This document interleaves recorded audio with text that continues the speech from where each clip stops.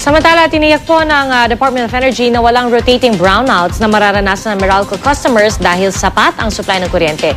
Kasunod po yan ang pahayag ng Meralco na baka raw magka-brownout sa mga sinaserbisyohan nilang lugar kapag hindi nabawi ng Korte Suprema ang pagpigil sa power rate hike.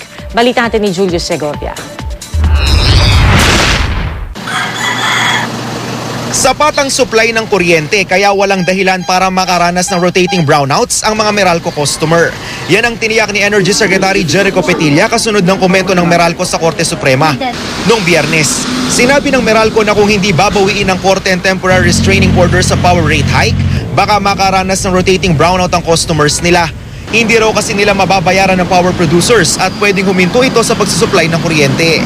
Pero giit ni Petilla, wala sa supply ang problema at commercial issue ito sa pagitan ng Meralco at power producers. Naniniwala rin siya na responsable ang mga power producers at generators at hindi nila ititigil ang pagsusupply ng kuryente sa Meralco. Binatikos naman ng party list group na Bayan Muna ang umano'y pamba-blackmail ng Meralco pati ng mga power generator.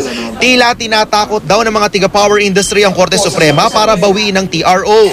Kaya ang ilang realista, hiniling na rin sa korte na tuluyang ibasura ang tasingil sa kuryente. Sobrang singil sa kuryente! Sa ngayon, wala pang resulta ang pagsisiyasat ng Special Investigation Unit na binuo ng ERC kaugnay sa power rate hike.